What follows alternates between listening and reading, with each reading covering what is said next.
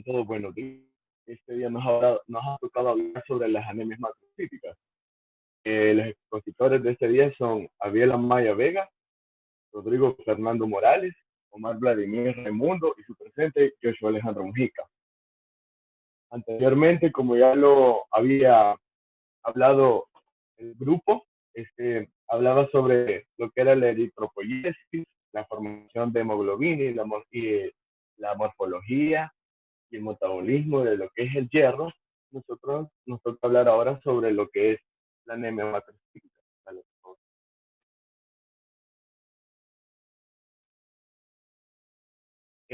Tenemos que como anemia macrocítica se definen como anemias macrocíticas que el conjunto de entidades que crezcan con un aumento del volumen corporal medio, que va de 90 a 100 centilitros en normal. Este incremento de volumen puede deberse tanto al aumento de precursores eritroides como a su inadecuada maduración. Tenemos lo que es el síndrome mielodisplásico, que más adelante se va a hablar. También tenemos la leucemia. Aparte de eso, alteraciones en la membrana plasmática en su expresión más frecuente a la alteración de la síntesis del ADN en los precursores eritroides por deficiencias nutricionales, como lo que es la megaloblástica. O sea, como anemia megaloblástica tenemos que constituye un grupo de trastornos caracterizados por aspectos morfológicos propios de los eritrocitos que se encuentran en fase de desarrollo en la médula ósea. La médula suele ser hipercelular y la anemia se basa en una eritropoyesis ineficaz. La causa a menudo es una deficiencia de cobalamina o de folato, pero en ocasiones es producida por anomalías genéticas adquiridas que alteran el metabolismo de estas vitaminas o por defectos en la síntesis de ADN que son independientes de la cobalamina.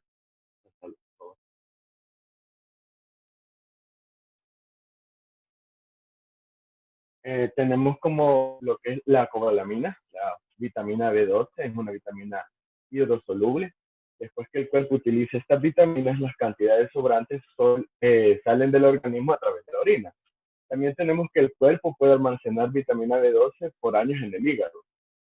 También, al igual que en otras vitaminas del complejo B, es importante para el metabolismo de proteínas, ayuda a la formación de glóbulos rojos en la sangre y el mantenimiento del sistema nervioso central. Eh, en la actualidad, ahora la mayoría de alimentos tienen lo que es esta vitamina, por lo tanto, se puede compensar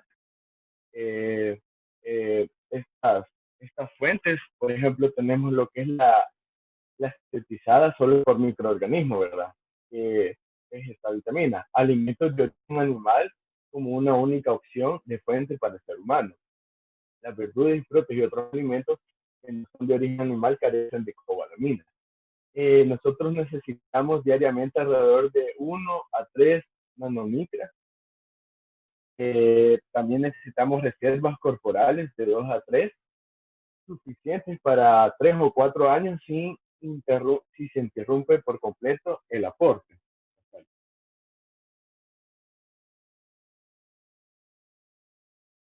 También tenemos que como las causas de deficiencia de cobalamina en adultos se caracteriza por más que todo en los vegetarianos, que evitan el consumo de carne, pescado, huevos y quesos y otros productos animales. En los lactantes tenemos una deficiencia de cobalamina con madres con carencia grave de cobalamina. También se puede ver lo que se manifiesta la anemia megaloblástica alrededor de 3 o 6 meses de edad, se puede estar manifestando. Y también tenemos lo que es un retraso del crecimiento debido a este déficit de esta vitamina. También alteraciones del desarrollo psicomotor.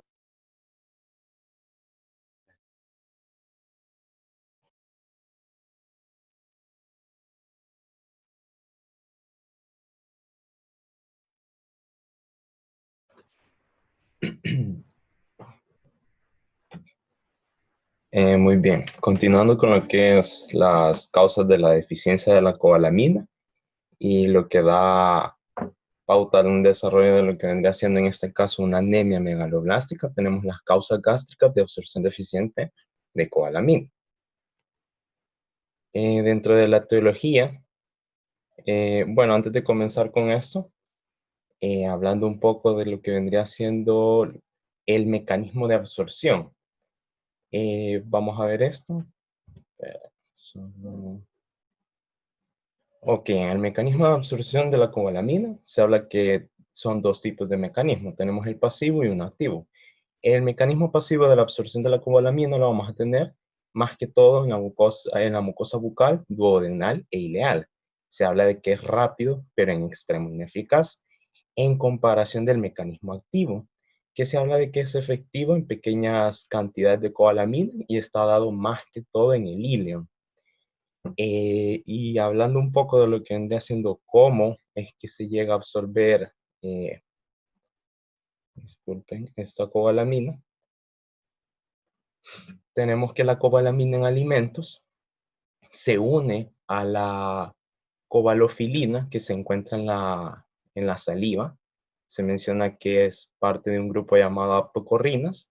¿Y qué pasa al unirse aquí a a la cobalofilina? Vamos a tener que esta va a poder ser transportada y se va a poder unir a lo que es el factor intrínseco. El factor intrínseco es un factor secretado por las células parietales del estómago. Entonces, mediante este factor intrínseco, la cobalamina va a ser capaz de formar un complejo con el factor intrínseco para luego venir al hilo y poder unirse a lo que vendrían siendo las microvellosidades. En la parte del ilion, en estas microvellosidades, va a haber un receptor llamado cubilina, receptor de cubilina, el cual va a ser específico para esta cobalamina.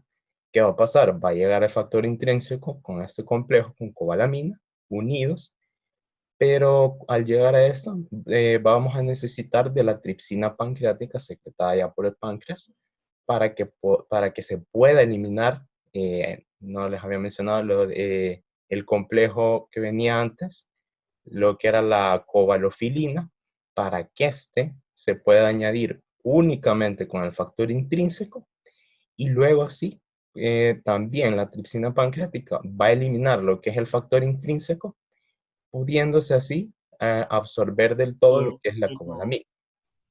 Digo, solo un momento, tú estás de hospedado bien. ¿Cómo? Vos sos el hospedador. Sí, ya, vos sos el anfitrión. Lo que pasa es que hay unos Sí, sí. compañeros que quieren entrar y Ah, darles sí, sí. entrada. Sí, sí, se me ha olvidado, lo siento. Solo que me parece que algunos no se pueden unir, pero bueno, no sé si ya pueden entrar algunos. Vamos a ver. Me parecen que algunos les doy a admitir y no se entran, pero bueno.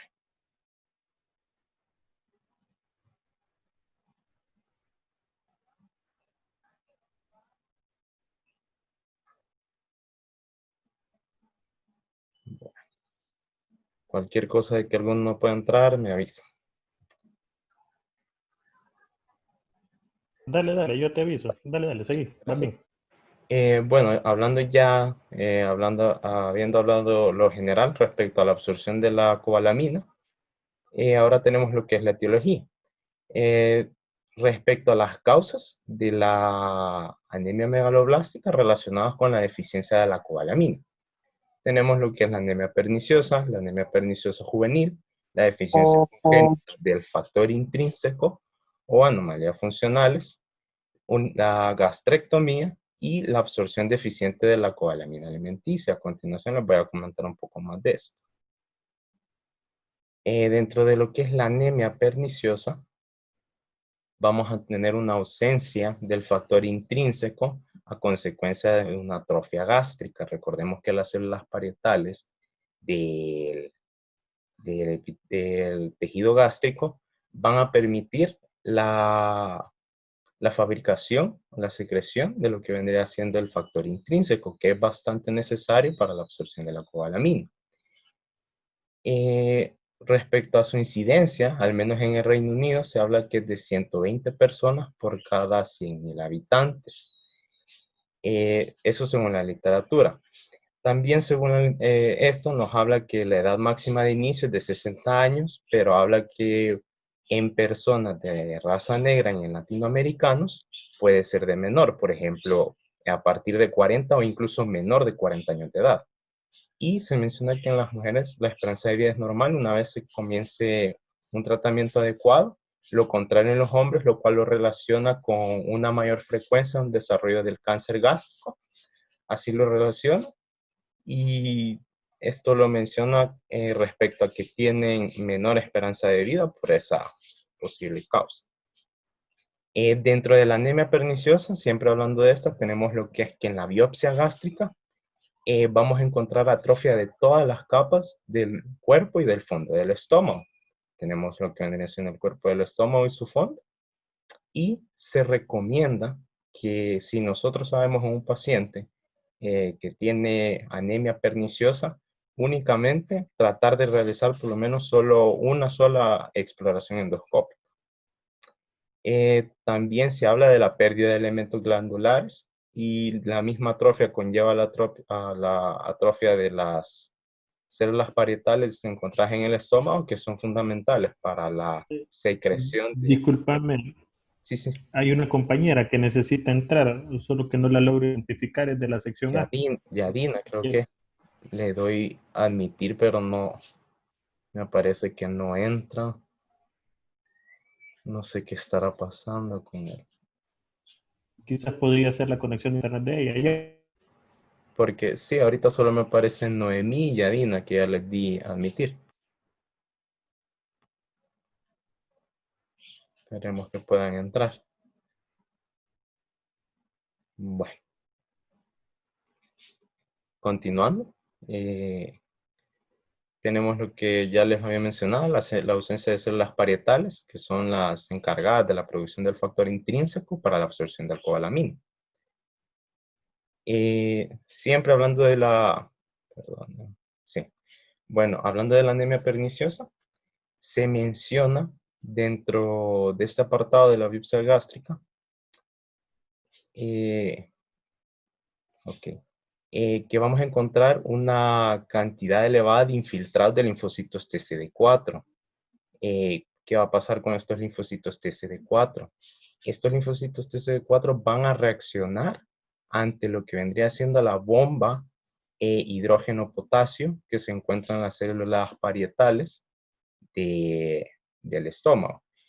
Y lo que va a suceder aquí es que prácticamente esta bomba hidrógeno-potasio está encargada de lo que es la acidificación del estómago, así como la producción de la pepsina gástrica, si no me equivoco, lo cual la eliminación de esta y la activación de los linfocitos TCD4 en contra de lo que vendría siendo la bomba hidrógeno-potasio, va a estar afectando lo que es la liberación del factor intrínseco por las células parietales gástricas. No se va a poder unir el factor intrínseco a lo que es la vitamina B2 y por ende no va a poder llegar a esta unión o a este complejo a lo que vendría siendo al hilo, en donde se tiene la mayor absorción de esta vitamina y vamos a tener una deficiencia de vitamina B2, por lo cual nos podría producir una anemia megaloblástica. Se habla de que lo que son las reservas de vitamina B2 en el cuerpo, por lo menos tenemos alrededor de 3 a 4 años, en lo cual si nosotros no consumimos vitamina B12 no va a haber algún tipo de afección o problema, porque son lo suficiente como para mantenerse adecuadas al consumo o requerimiento diario que se tiene, que se habla que son por lo menos de 1 a 3 microgramos de lo que es el consumo que en nuestro organismo necesita de vitamina B12.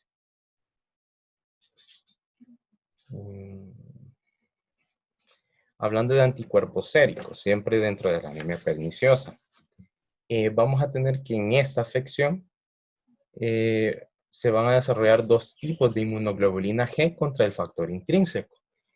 Tenemos el primer anticuerpo, el anticuerpo de tipo 1, en el cual se va a impedir la combinación del factor intrínseco con la cobalamina. Y tenemos el anticuerpo tipo 2, en el cual se va a impedir la unión del factor intrínseco con la mucosa ileal.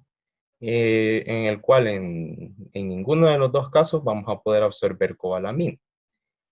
Se menciona que puede haber una deficiencia transitoria del factor intrínseco en el recién nacido.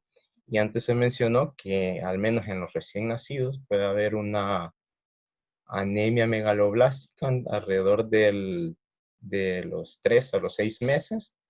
En el caso de que ellos ya vengan con esa deficiencia, debido a que a la madre tenga ya una deficiencia de lo que vendría siendo la cobalamina.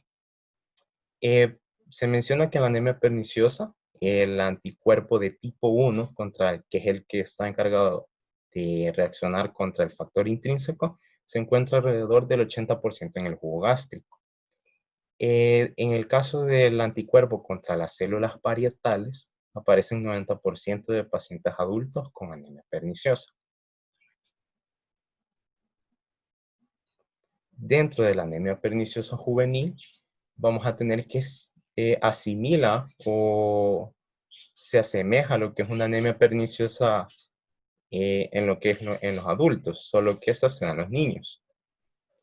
Esta se menciona que está acompañada de la atrofia gástrica, una inhibición de la secreción de jugo gástrico, que se menciona que las células parietales, a la vez que secretan el jugo gástrico, también secretan el factor intrínseco, y se menciona que en esta no vamos a encontrar el anticuerpo de tipo 2, pero sí vamos a encontrar el anticuerpo de tipo 1, que es el que reacciona, perdón, contra lo que es el factor intrínseco. Se mencionan relacionadas con enfermedades autoinmunitarias, como es la tiroiditis autoinmunitaria, la enfermedad de Addison, que es en el caso del fallo de las médulas suprarrenales, o el hipoparatiroidismo.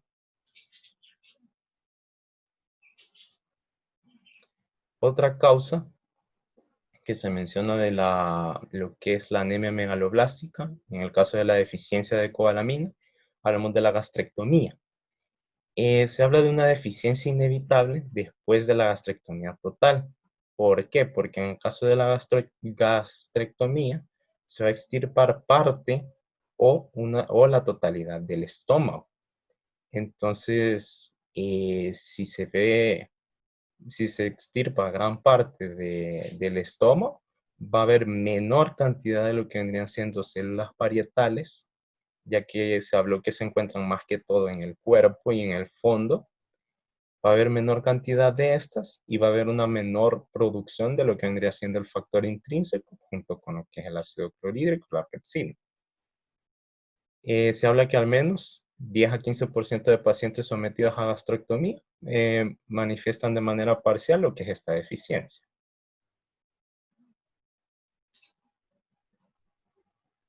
Luego tenemos la absorción deficiente de la cobalamina alimenticia.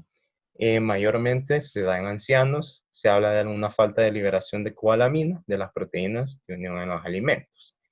Y se mencionan que vamos a encontrar una cobalamina reducida, una concentración sérica reducida de la cobalamina. Luego de las causas gástricas tenemos causas intestinales de la absorción deficiente de la cobalamina. Aquí se mencionan varias, creo que se omitieron aquí. Bueno, vamos a hablar de estas, de las que consideramos importantes. Se hablan pequeñas porciones acerca de cada causa, pero que las vamos a mencionar un poco más. Se habla del síndrome del asa intestinal con estancamiento. Dentro de este síndrome vamos a tener lesiones intestinales. Dentro de las lesiones vamos a tener lo que son las células parietales afectadas. Y se menciona que va a haber una colonización por microorganismos fecales. Esta colonización va a impedir tanto la correcta producción de factor intrínseco como la correcta absorción de lo que vendría siendo la cobalamina. También tenemos lo que es la resección ileal. Recordemos que en el ilium se habló que dentro de la absorción activa se da más que todo en el ilium.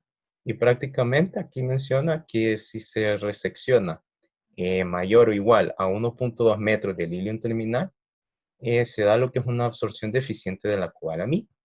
Ya que aquí recordemos que en las microvellosidades del ilium está este receptor llamado cubilina, el cual tiene afín con el factor intrínseco y para su absorción de cobalamina.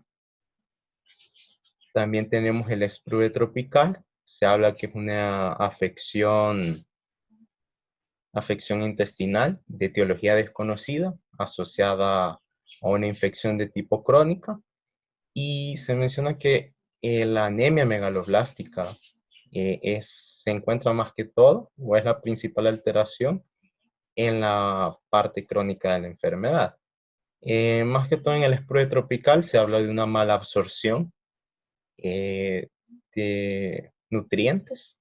Se habla de que vamos a tener una esteatorrea, vamos a tener cólicos abdominales, heces malolientes, y pues esta misma mala absorción nos puede llevar a la mala absorción de la cobalamina y poder desarrollar una anemia megaloblástica.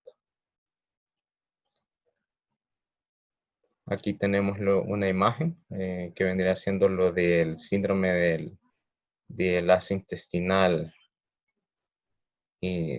ciego o con oclusión. Aquí tenemos que están como en ciertas porciones ocluidas.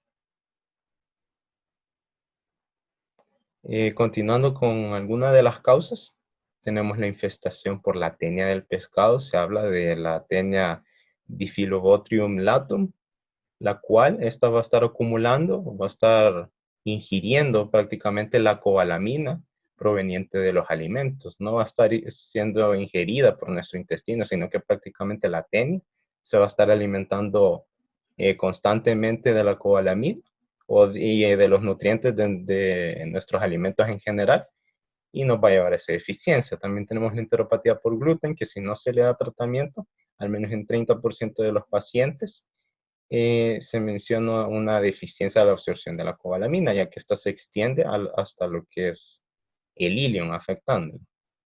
También en el caso de la pancreatitis crónica grave, ya había hablado de que la tripsina es esencial para la eliminación de lo que es el factor intrínseco que viene unido con la cobalamina. Entonces, si no se elimina este factor intrínseco, no va a poder entrar a través de la cubilina, que es el receptor que se encuentra en el ilium. No se va a poder unir directamente a ese receptor, porque siempre va a estar unido a lo que es al factor intrínseco debido a la falta de eliminación de este por la falta de tripsina. Se menciona que está también relacionada con el descenso de concentración de iones de calcio.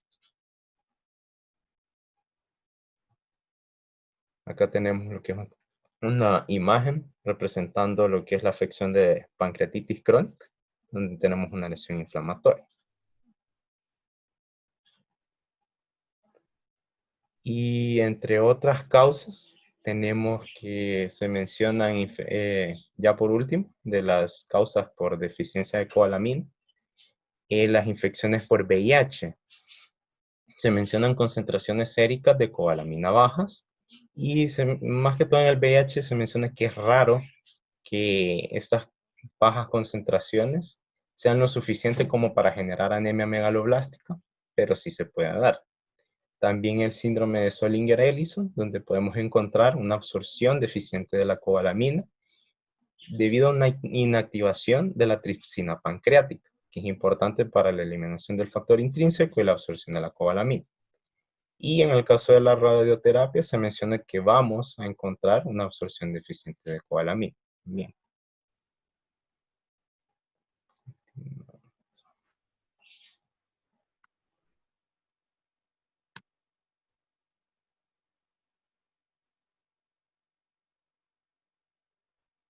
Bien, tengan todos muy buenos días. Yo voy a continuar hablando sobre la anemia megaloblástica, pero en este caso a causa de una deficiencia, ¿verdad?, de ácido fólico.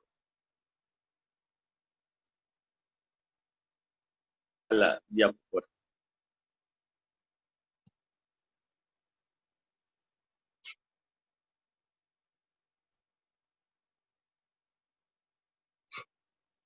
Bien, como manera podemos decir, ¿verdad?, que esta es una vitamina que pertenece al complejo B, también es conocida como vitamina B9. Esta es una vitamina, ¿verdad?, que la podemos encontrar en algunos tejidos de algunos animales, como por ejemplo en el hígado. También se encuentra en bastantes cantidades en algunos vegetales, más que todo de hojas verdes, especialmente en las espinacas, ¿verdad? También es una vitamina hidrosoluble, como ya lo mencionaron mis compañeros al inicio, y esta es de vital importancia para nuestra salud, ¿verdad? Bien, un dato bien importante que hay que tener en cuenta es de que el ácido fólico en sí es la vitamina que ha sido creada, por decirlo así, por el hombre. Pero en los alimentos no vamos a encontrar ácido fólico como tal, sino que acá vamos a encontrarlo como folato, ¿verdad? Esto es bien importante tenerlo en cuenta. Y otro punto bien importante es que el folato se destruye con facilidad por el calentamiento, ¿verdad? En especial con agua abundante. Hay algunas literaturas que mencionan que aproximadamente el 40% de esta vitamina se destruye a la hora de hervirlo. Bien, un adulto promedio tiene un folato total de reserva aproximadamente de 10 a 30 miligramos, ¿verdad? Esta reserva más que todo se encuentra en el hígado, que es el órgano que contiene la reserva más abundante en el ser humano. Al igual que aproximadamente de 60 a 90 microgramos de folato ingresan todos los días a la bilis, ¿verdad? Y se excretan hacia el intestino delgado. Aproximadamente se dice, ¿verdad?, que las necesidades diarias de folato en un adulto promedio son de cerca de 100 microgramos, ¿verdad?, al día. De manera, ¿verdad?, que las reservas bastan aproximadamente para 3 o 4 meses. En los adultos sanos, antes de que ocurra una deficiencia rápida o grave. Siguiente.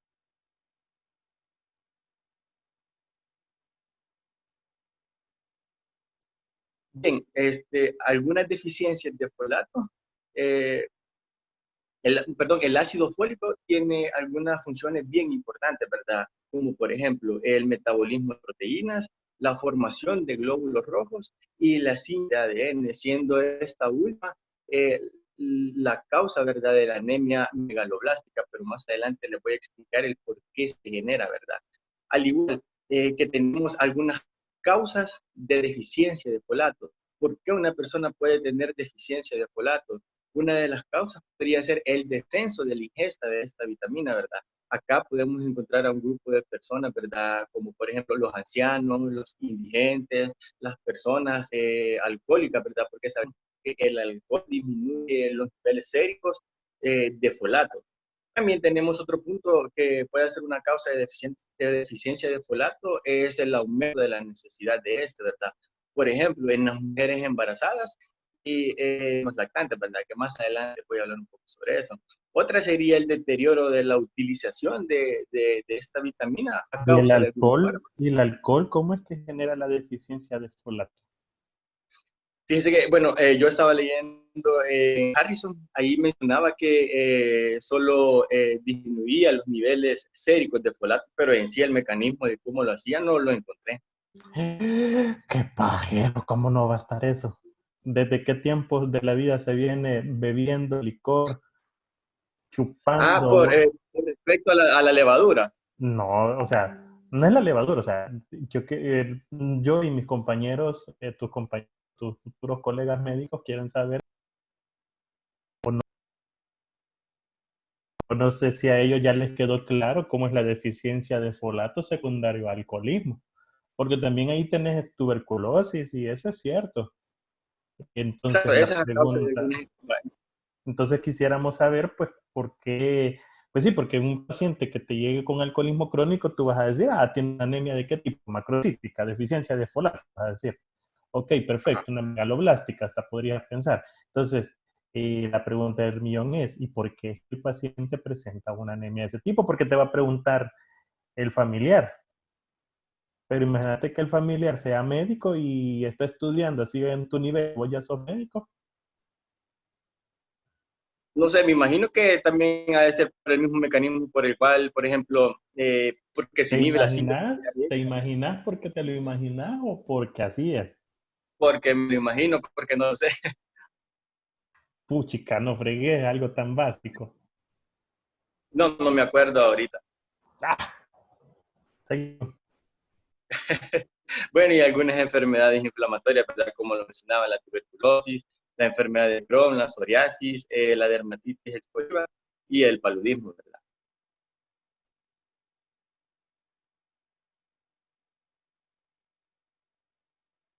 Bien, como se lo mencionaba anteriormente, ¿verdad? Una de las causas que puede generar la deficiencia de ácido fólico es el aumento de la ingesta de este, ¿verdad? Y como se lo mencionaba en las mujeres embarazadas, además, esta deficiencia también puede provocar, ¿verdad? También que se dañen las gónadas y es común la infecundidad tanto en varones como en mujeres, ¿verdad?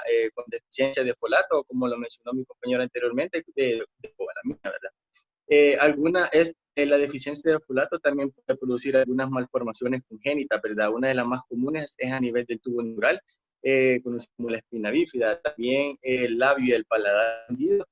Algunas literaturas mencionan que está relacionado a la deficiencia de folato, ¿verdad? Pero las necesidades de folato aumentan de 200 a 300 hasta 400 microgramos al día durante un embarazo, ¿verdad? En parte también esto se da por la transferencia de la vitamina que se da al feto.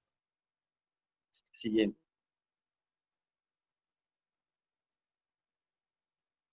Bien, como les mencioné al inicio, ¿verdad? En los alimentos no vamos a encontrar la vitamina en sí así como ácido folio, sino que lo vamos a encontrar como folato. Pero estos folatos que se encuentran en los alimentos van a ser convertidos a metil tetrahidrofolato, ¿verdad? En la mucosa del intestino delgado. Este 5-metil tetrahidrofolato es un sustrato que va a ser, nos va a servir para obtener la forma activa del ácido fólico.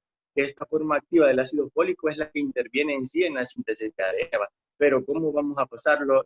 Va a dar el 5-metil tetrahidrofolato a la forma activa, pues por medio de una enzima por medio de la enzima dihidrofolato acompañado de la coenzima B12 vamos así a tener la forma activa del ácido fólico, ¿verdad? Esto es bien importante porque si tenemos una deficiencia de ácido fólico, o también ya sea, como lo mencionó mi compañero, de la vitamina B12, no se va a poder generar esta forma activa, ¿verdad? Del ácido fólico, porque esta es la importante, como les mencionaba, porque la anemia megaloblástica se causa por la inicio de síntesis de ADN.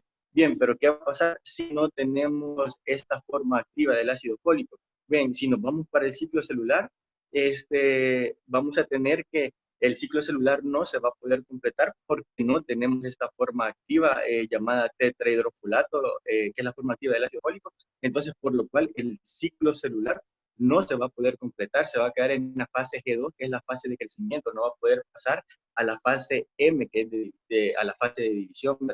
¿Qué es lo que va a pasar entonces? Al no poderse dividir, el volumen corporal de las células se va a ver aumentado a más de 100 pentolitros, ¿verdad? Provocando de esta manera la anemia megaloblástica. Básicamente, este es el mecanismo por el cual se puede presentar una anemia megaloblástica a causa de la deficiencia del ácido fólico. Entonces no vamos a tener la forma de este, que es la que inhibe la síntesis de ADN, ¿verdad? Siguiente. Bien, como se los mencionaba anteriormente, también hay unos fármacos implicados que inhiben, ¿verdad? La síntesis de folatos. Por ejemplo, tenemos el metotrexato, tenemos la pirimetamina y como también el metronidazol, el trimetropin, perdón. estos van a inhibir la enzima dihidrofolato, que si recuerdan la diapositiva anterior, esta es la enzima que va a servir para convertir el 5-metil tetrahidrofolato en su forma activa, que es la que actúa en la síntesis de ADN, ¿verdad? Bien, ¿qué pasa si tenemos una deficiencia de ácido fólico? Esta la podemos ver, por ejemplo, medir en los niveles séricos con la técnica de ELISA, ¿verdad? En la mayoría de los laboratorios se manejan cifras alrededor de 2 hasta 15 microgramos, ¿verdad? Sobre litros. Pero ¿cómo podemos corregir una deficiencia de ácido fólico? Bien, se podría corregir con una dosis diaria de 5 a 15 miligramos de ácido fólico por vía oral. Se sabe que es bien satisfactorio, ¿verdad? Puesto que se absorbe con suficiente folato, incluso en los pacientes que tienen muy mala absorción. Este tratamiento va a depender básicamente de la gravedad de la enfermedad, ¿verdad? Pero algunas literaturas mencionan que el tratamiento dura aproximadamente alrededor de 4 meses hasta que los eritrocitos que tienen deficiencia de folato son reemplazados por los nuevos eritrocitos que tienen abundante folato.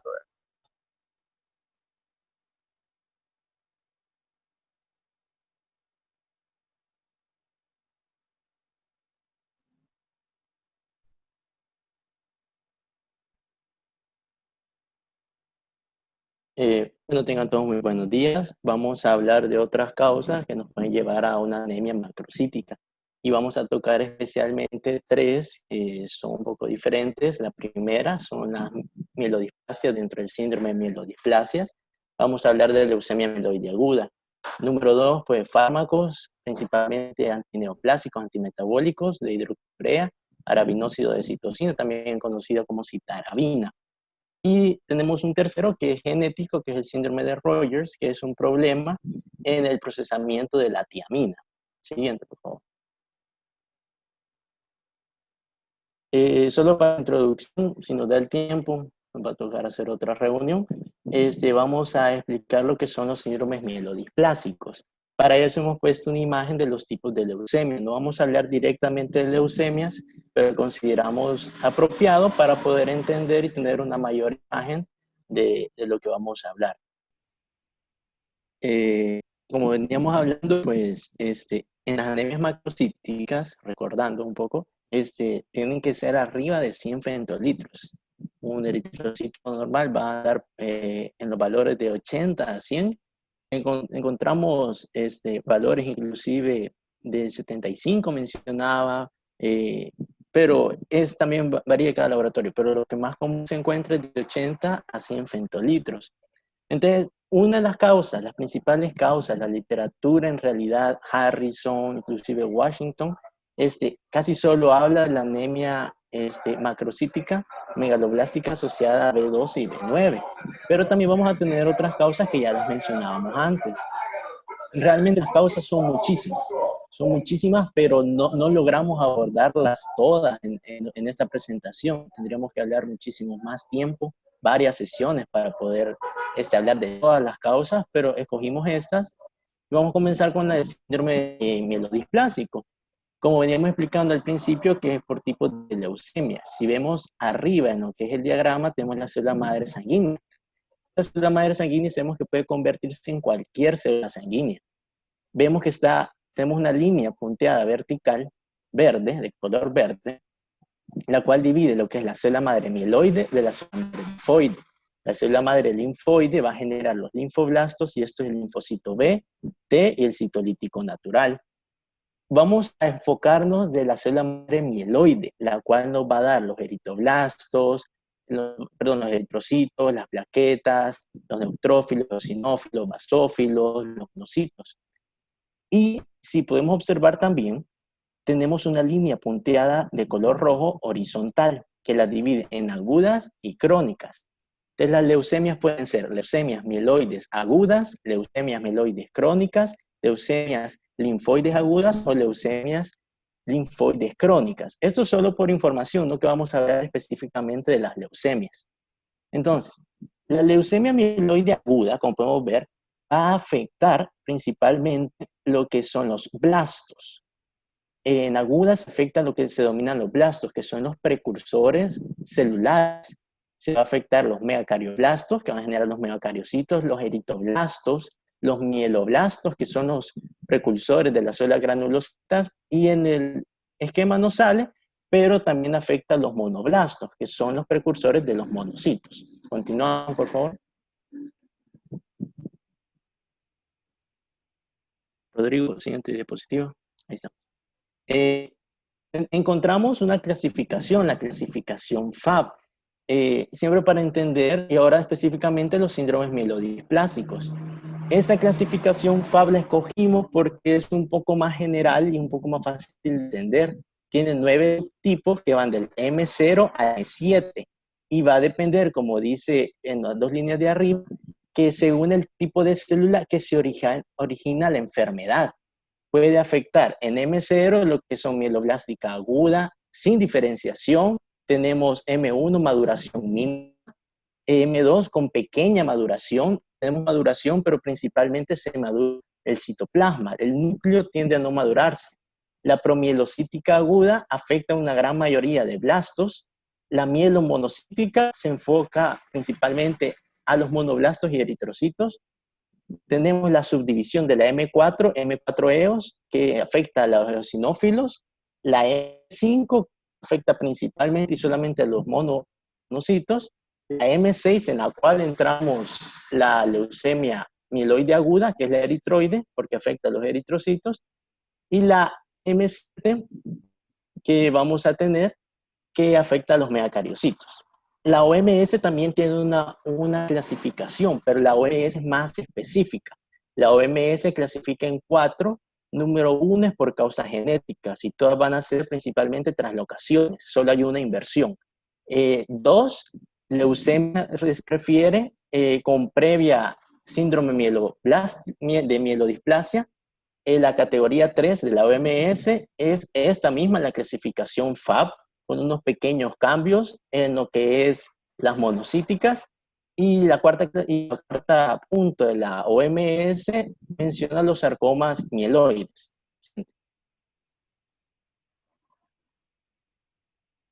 ¿Qué va a suceder en la leucemia mieloide aguda? La leucemia mieloide aguda es un problema genético, es una translocación 15-17 que va a afectar el receptor de ácido retinoico y proteína promielocítica, específicamente los genes PML y ARA. ¿Qué va a generar esto? Una proliferación descontrolada de blastos. Los blastos se van a generar mayor cantidad. Sabemos que si una célula se genera en mayor cantidad, una proliferación acelerada, muchas de estas células van a ser anormales, lo que nos da, dice ahí, blastos anormales. Los blastos anormales, recordad que son células inmaduras. Entonces, para pasar al proceso de maduración, no todas van a lograr generar la maduración correcta. Entonces, se inhibe la diferenciación terminal mieloide, que nos va a generar disminución de células maduras, que va a aumentar lo que son principalmente reticulocitos o neutrófilos hipersegmentados, que es algo muy importante tomar en cuenta en la mamocitosis. Siguiente. Los fármacos antimetabólicos, vamos a hablar de estos dos, de los antineoplásicos. Primero, la hidroxiurea. ¿Por qué la hidroxiurea afecta lo que es el eritrocito? Porque el mecanismo de acción de la hidroxiurea altera lo que es la enzima ribonucleótido reductasa. ¿Qué hace la ribonucleótido reductasa? Colabora en la función de los ribonucleótidos. Recordar los ribonucleóticos que se encuentran en el ARN, uracilo, la adenina, la guanina, la citina. Entonces, va a generar problemas. Dice la literatura que no inhibe la formación de ARN, pero sí genera cambios en esto. O sea, el ARN se va a seguir produciendo, pero va a generar cambios. Y sabemos que el ARN sirve como mensajero de transferencia y nos va a causar problemas en las proteínas que se forman. Por eso va a afectar la hidroxiurea, que se da en neoplasias de cabeza y cuello. Tenemos la arabinósida de citosina, también un antineoplásico, que se conoce también como citarabina, lo podemos encontrar. ¿Qué hace la citarabina? La citarabina también inhibe lo que es la la enzima ribonucleótido reductasa de la hidroxiurea, pero también se menciona que la citarabina es tóxica para las células en fase S, la fase de replicación genética, lo cual va a generar el daño. Sabemos que la fase S es la fase más susceptible de las células porque es cuando se genera la replicación genética y cualquier cambio mínimo de un nucleótido o de diferentes cosas va a generar cambio en lo que son la replicación, dando problemas de proteínas y los problemas mayores. También menciona que la citarabina detiene las células en la fase G1, que es la fase previa a la fase S. Que la G1 es la fase de crecimiento, donde la célula se prepara para la replicación genética del núcleo, y al detenerlo ahí es muy bueno para detener la célula en esa parte, inhibe lo que es la proliferación, la maduración, el crecimiento de las células. Siguiente. El síndrome de Rogers, vamos a hablar uno genético. Este se da en el gen SLC919A2. Nos va a dar tres problemas principales: diabetes mellitus, anemia megaloblástica e hipoacusia neurosensorial. ¿Cuál es el problema aquí? El efecto genético afecta la proteína transportadora de tiamina 2, la THR2. Sabemos que la tiamina es importantísima para el metabolismo de los carbohidratos. Sirve como enzima para incorporar diferentes productos a los ciclos de generación energética, principalmente de los carbohidratos. Ayuda mucho en la incorporación, en la generación de piruvato a lo que es el ciclo de Krebs. ¿Y dónde se va a afectar? Por eso tenemos ahí esas manifestaciones. Va a afectar lo que es un subconjunto de la cóclea, por eso la hipoacusia neurosensorial, la anemia megaloblástica porque afecta la médula ósea, y la diabetes mellitus porque afecta lo que es el páncreas, de las beta pancreáticas. Además de que si no se procesa bien los carbohidratos sabemos que es la glucosa, va a haber un aumento de esta porque cuando la está utilizando, entonces los niveles de glucosa se aumentan. La anemia megaloblástica, ¿por qué se va a dar? Porque se va a afectar la médula ósea, porque tiene relación con la tiamina. Porque la médula ósea es un lugar de constante crecimiento, un lugar donde necesita bastante energía, mucho ATP. Y si la tiamina si el cuerpo no es capaz de utilizar glucosa, que es la fuente principal de energía, va a generar este problema, recordando inclusive que los eritrocitos se alimentan principalmente de glucosa. Y la hipoacusia neurosensorial porque estas células son bastante susceptibles y se va a afectar la cóclea, que es la encargada de transmitir los sonidos, y también nos ayuda en lo que es el equilibrio. Siguiente. Ahora solo vamos a hablar de la anemia no megaloblástica, pero la que más se menciona y quizás la más común que podemos encontrar es por hipotiroidismo y por hepatopatía. Y esto es muy interesante y no sé si después el doctor nos podría ayudar, porque la literatura solo menciona principalmente anemia megaloblástica. De anemia no megaloblástica sí se menciona, pero no se explica ni se da mayor información más allá. Se menciona que el hipotiroidismo y la hepatopatía. El hipotiroidismo porque la triodotironina, que es la T3, la hormona T3,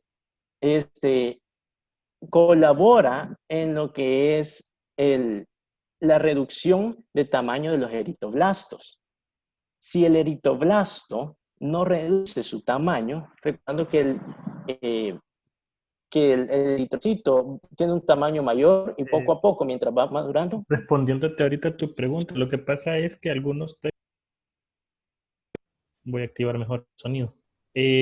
Algunos textos mencionan de que la anemia megaloblástica es netamente por deficiencia de vitamina C, la vitamina B12 y la del folato. Pero entre las anemias macrocíticas se habla que también existe anemia proveniente de hipotiroidismo y de hepatopatías. Entonces, algunos textos mencionan eso, pero realmente la idea es que cuando ustedes tienen una anemia, no es que la cataloguen como anemia megaloblástica, megaloblástica o que que la cataloguen como una anemia no megaloblástica, no. La idea es que ustedes sepan que si tiene un volumen corpuscular medio de arriba de 100 o arriba de 105, como algunos textos mencionan, hay algunos que abajo, perdón, no abajo, sino que arriba de 95 ya están comenzando a introducir el término, es que ustedes digan, ok, estamos ante una anemia macrocítica. Y aquí yo me tengo que ir buscando las causas de esta anemia macrocítica. O sea, el volumen corpuscular medio es el tamaño medido en femtolitros del valor netamente de hemoglobina. Pero la idea es que ustedes de ahí arranquen, de ahí arranquemos nosotros. O sea, no se queden como el diagnóstico es una anemia megaloblástica, no. Que ustedes váyanse más allá. O sea, voy a ir investigando hipotiroidismo, voy a ir a buscar deficiencias de folato, deficiencias de vitamina C, deficiencias de vitamina B12, alcoholismo y todo lo demás. Esa es la idea. Pero está bien que tú lo hayas mencionado así porque es un término que sí lucha entre algunos textos lo mencionan de manera muy vaga, pero sí lo mencionan. Pero idealmente lo que sucede es que la anemia megaloblástica está asociada, digámoslo así, a deficiencias de vitaminas. Cuando ya se habla de hipotiroidismo y hepatopatías en anemia megaloblástica, uno dice, pero es que no es deficiencia de vitaminas, entonces no es megaloblástica. Realmente la idea es que ustedes con ese brazo, que ustedes, cuando le hablamos brazo es porque ustedes dicen, tengo una hemoglobina baja, tengo una anemia, ok, perfecto, hematócrito concordante con hemoglobina, me voy para abajo, veo volumen corpuscular medio, el volumen corpuscular medio es arriba de 100, por decirlo así, como lo estaban mencionando ustedes, o arriba de 95 los mencionaron unos textos, algunos arriba de 105, me voy por el lado del brazo de anemia macrocítica, y de anemia macrocítica yo tengo todos estos tipos de anemia.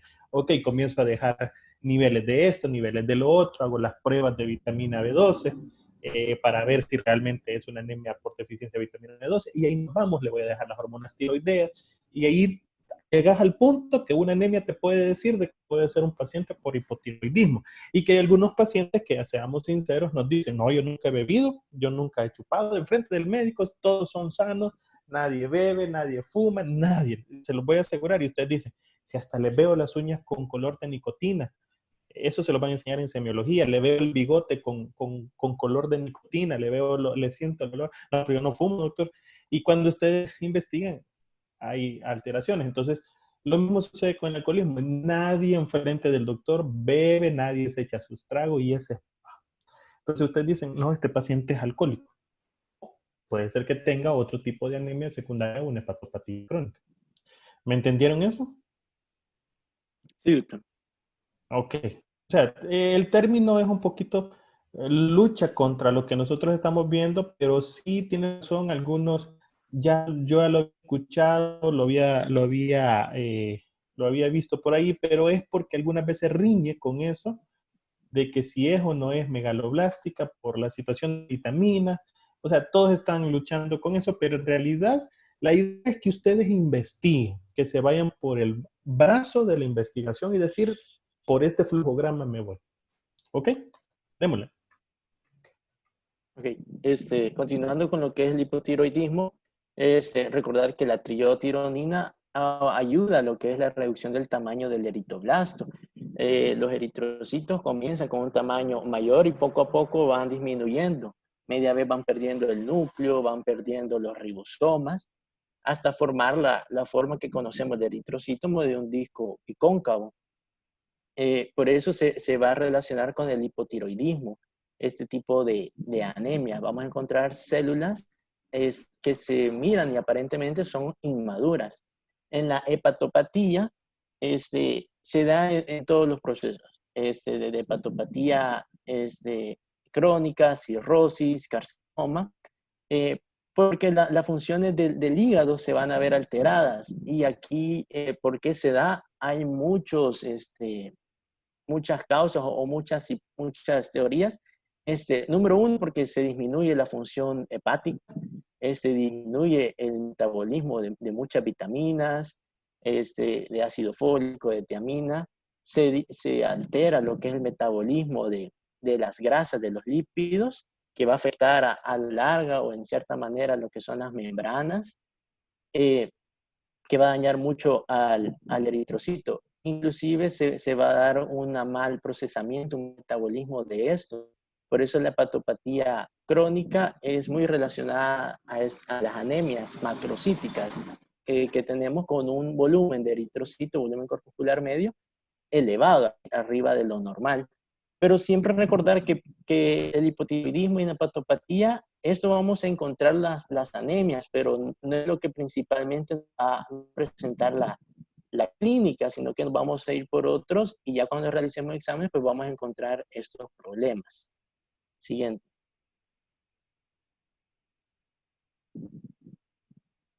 Bueno, pues esta es la bibliografía que hemos usado. Muchísimas gracias a todos por su atención prestada, al doctor y todos.